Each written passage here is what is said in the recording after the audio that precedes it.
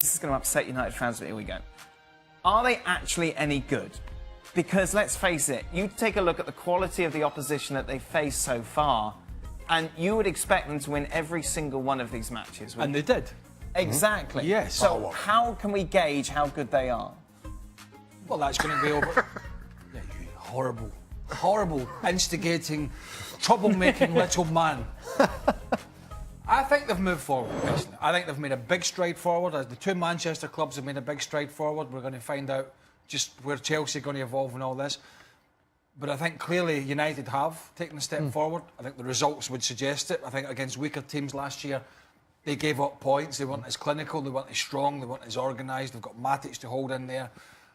They've got a more dynamic striker in Lukaku. Obviously hasn't got the quality of Ibrahimovic. Rashford's playing, Mkhitaryan's playing more in his own role. I think they've taken a stride forward. I really do. I've not got them to win the league. No. Maybe the boys have. I don't know. So I don't think they've taken a big enough one for me. But I do think they've moved in the right direction. 100%. Taking that question forward, could you see Manchester United doing into the box when he's playing in midfield? Pogba, when he was fit, was playing much better. They have made great strides. And I think the two fullbacks are doing quite well. Whoever they play at left-back has had decent games. And the right-back, Valencia's got forward and got good crosses into the box. This is the Manchester United that we saw. And you like the way I say Manchester United, don't you? Yeah, for some reason. reason It's the Manchester United that I thought Mourinho would make them. And they're a really top-class side at the moment. But they haven't played any top-class opposition. But I think at the moment they're a top-class Fellaini and how side. great he's been. This is a man who scored a brace against Crystal Palace. You could score a brace against Crystal Palace. No, I couldn't. No, I couldn't. No, I couldn't run. But this is the thing, isn't it? We're only really going to know. There's quite a bold statement for you to make.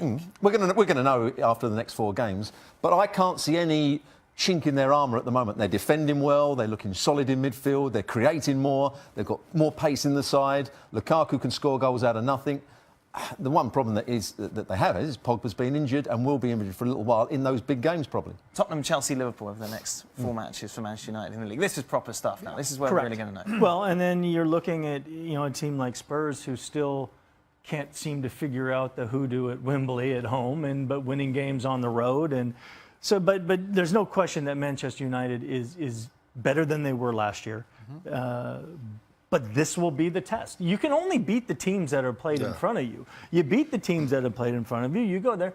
Now we're going to find out if they're true. They were losing or only drawing with these teams last season. Yeah, but come on. When you set the bar so low, let's not forget Manchester United finished 6th last season. So we've gone from saying they're 6th place in the Premier League to a world-class team. Nobody said world-class.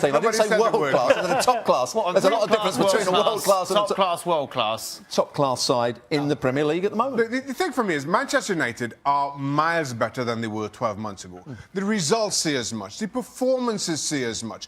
It's not their fault that they haven't drawn anybody in the top 6 in the opening 7 games of the season. And you're right to point out there will be stern tests in 3 of their next 4.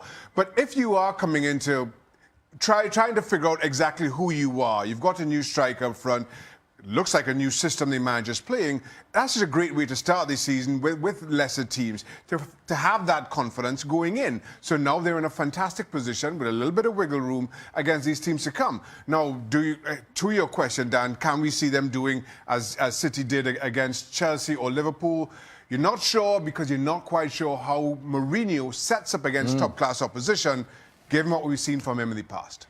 Great time to support Manchester United, don't you think, Stuart Robson? Absolutely. Things seem to be clicking. Yeah, they're playing very well at the moment against what you'd have to say some weaker opposition. Crystal Palace almost rolled over at the weekend. I think everybody's rolling over Crystal Palace. Sorry, but that's just how it works. But, of course, tougher tests await. But from what we're seeing of Manchester United, is there anything to suggest that they can't handle these tougher tests? No, I think they're playing with greater pace. I mean, the wide players are running with the ball well. We've seen Lukaku run off the back of defenders. He looks a real threat on the counter-attack. Even without Paul Pogba, the midfield is still working well together. The back 4 are looking as though they understand exactly what their roles are. How about my boy Fellaini? Fellaini, I've always... See, it's easy to say now, but I've always liked Fellaini. When he was at Everton, I watched him week in, week out, and I always thought he was the best player on the field. Most times I watched him, I think he had a very unhappy start at Manchester United, which made him The fans get onto him. Then he lost his confidence. Then he lost the confidence of the managers.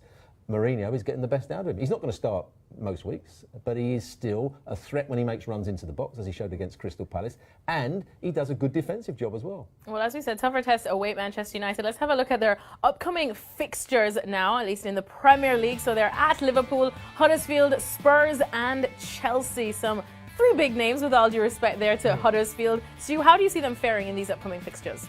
Going to Liverpool is always difficult for Manchester United. The atmosphere, the rivalry between the two clubs. But it's not happy days at Liverpool. It's not right happy now. days. Manchester United are a better team than Liverpool at the moment, and Liverpool are defending poorly. So if Manchester United play well, they should beat Liverpool, I think.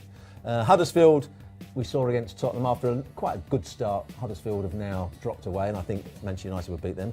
Tottenham at home, that will be a tough game. Tottenham are very good away from home at the moment. Harry Kane in top form, and then going to Chelsea on November the 5th. You know, Chelsea, if they play like they did against Manchester City and allow Manchester United to dominate the play, Manchester United will get a win there. Well, the real question that it's coming down to is based on the starts of the 2 Manchester clubs that we're seeing and the fact that they do have to rotate and I don't want to say struggle, but juggle with Champions League. Who do you see faring or coming out on top better? Would City still be a favourite? City, on current form and the way they're being so creative, I think are the favourites. But we were saying this about Manchester City last year. Yep. They'd won, I think, their first 10 matches in all competitions. Everyone was talking about Guardiola being an absolute genius. And then they started to defend poorly. They didn't play with the same creativity. We're going to have to wait and see whether they can keep it up. But I think Manchester City, at the moment, are just about the better team. All right. Well, at the end of the day, everyone in Manchester seems to be happy. Can we have some harsh truths of the league so far from Stuart Robson? Harsh truths about the Premier League. Oh, yes. I think the gap between the big sides and the smaller sides is getting greater at the moment. We've seen that with some of the results. Is that not European football in general? I think, but we used to say that the Premier League, it was hard to go to some of these bottom clubs and play well. At the moment, I would say a lot of the lower sides are going to Manchester United and Manchester City and Chelsea and not really going to win the games, just going to shut up shop. But is it also an issue where you have some very non-traditional sides now in the Premier League that are much smaller than maybe some of the traditional sides that would have had bigger fan support, more money to spend? Like a Leeds United? Yeah, like a Leeds and Nottingham Forest. Teams that, I mean, you're talking about teams that, you know, Aston Villas that are 40, 50,000 people a game to now the Bournemouths and the Brighton and Hove Albions, and I mean, Most Does of the that bottom make sides that can gap still, like spread? Huddersfield didn't against Tottenham, most of the bottom sides can still give the top sides a game at home, but they're going away from home and they're rolling over because they're just trying to be too defensive. Finally, Just like Spain. for Manchester United, Antoine Griezmann, 100 million, Yeah. or Ozil for free? Which way are you going? Griezmann all day, every day. He's 100 times better than Mesut Ozil? No, he's 100 million. Yeah. And he's free. 100 times Actually, zero to be is fair, I still don't know zero. what the boys think. Ozil would be a 100 good... times free is still free. Yeah. Ozil would be a good player and a better side. Yes. If Ozil was in the team, He was in the that Man City dominating- team, he'd yeah. look good. Yeah, but he would still have to do. Pep Guardiola would still want him to press the ball and defend, and the same with Mourinho. But Mourinho had him at Real Madrid and said what a good relationship they had. Yeah, they did. So maybe he could bring the best out of him. Well, there we go. That is it. That's enough. Paul Mariner, if he was setting up a team, who would be his top 3 picks when it comes to a striker? He went Kun Aguero, Harry Kane, Alvaro Morata. Manchester United fans are never short of being vocal on social media, and Paul Mariner got it. No Lukaku. These are that's friendly. These are the polite ones. I see Lukaku getting no respect once again. ESPN pundits hate Lukaku. The dude has 10 in 9 games. Morata has never even played a full season in his life. You take a look at the top scorers at the moment. Lukaku does head the list of Morata, Kun Aguero and Harry Kane. So, Robbo, I ask you, Robbo FC. A great player, but when you look at Harry Kane and the way he's playing, I think he's the all-round centre forward. I think Lukaku's technique isn't great, but he's scoring goals and he's always a threat when the ball comes in the But box. Kun Aguero's technique is great and he does score goals. Yes, I said he's a great player, but at the moment he wouldn't get in my top 3. But if you were going to pick a team, Yes. everyone's lined up, no broken ribs, no taxis, no Amsterdam. I haven't picked. You would have Kun Aguero over... I'm sorry, you'd have Lukaku over Kun Aguero. At the moment, yes. I don't know what that means when you qualify your comment as at the moment. Yeah, no, I Does that mean that you're going to change your mind? Or? If I was the manager at the moment, the way Lukaku can Again, score at the goals out of moment. nothing, the way he can run in behind, the way he can win balls in the box. Aguero, I think, is a great player. Does he work hard enough? I still want people to close the ball down and do the things that Pep Guardiola wants him to do, and he's not always doing. So I would probably still go with Lukaku. Would you take Lukaku over Kane, Morata, or Aguero? No. On 3 cases, no.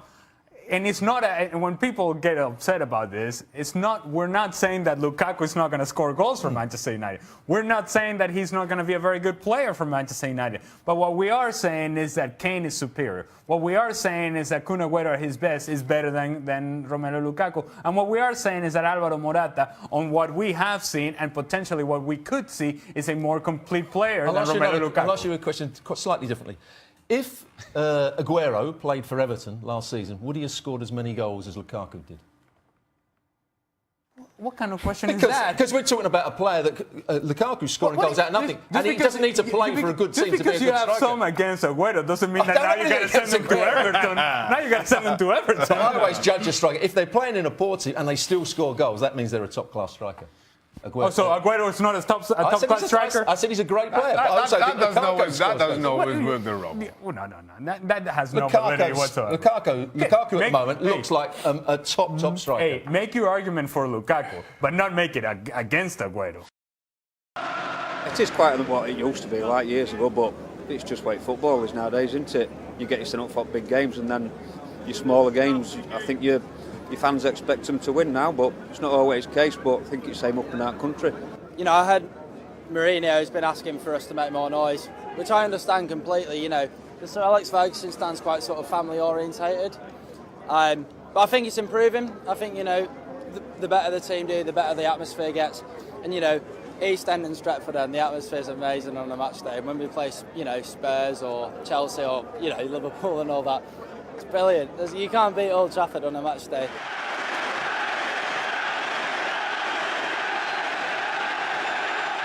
I think just like, certain stands are like quieter. Like the Stretford End is always on top, always amazing there. But like there's some parts of the stadium that are quieter. I don't know what you could do to change that. I don't know really.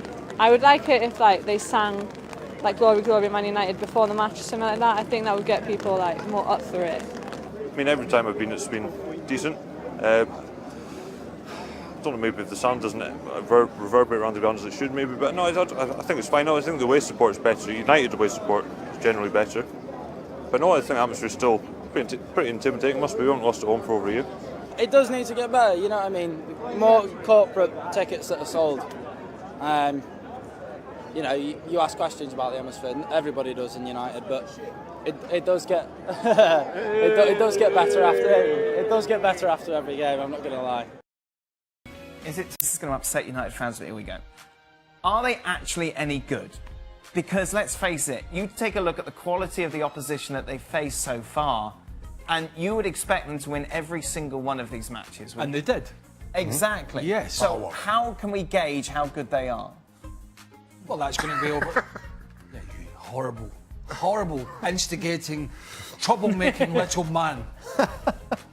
I think they've moved forward, personally. I think they've made a big stride forward. As the two Manchester clubs have made a big stride forward. We're going to find out just where Chelsea are going to evolve in all this. But I think clearly United have taken a step forward. I think the results would suggest it. I think against weaker teams last year, they gave up points. They weren't as clinical, they weren't as strong, they weren't as organised. They've got Matic to hold in there. They've got a more dynamic striker, and Lukaku obviously hasn't got the quality of Ibrahimovic.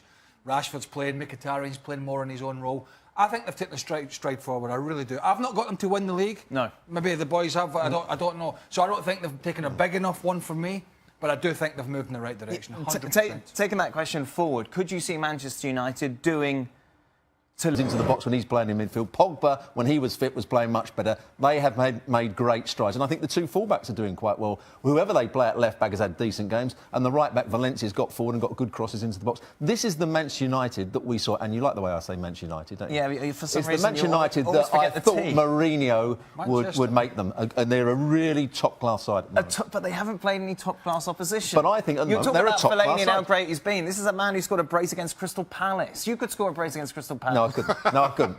No, I couldn't run. But this is the thing, isn't it? We're only really going to know. There's quite a bold statement for you to make. We're going to know after the next 4 games. But I can't see any chink in their armour at the moment. They're defending well. They're looking solid in midfield. They're creating more. They've got more pace in the side. Lukaku can score goals out of nothing. The one problem that they have is Pogba's been injured and will be injured for a little while in those big games, probably. Tottenham, Chelsea, Liverpool over the next 4 matches for Manchester United in the league. This is proper stuff now. This is where we're really going to know. Well, and then you're looking at a team like Spurs who still can't seem to figure out the hoodoo at Wembley at home, but winning games on the road, and so but there's no question that Manchester United is better than they were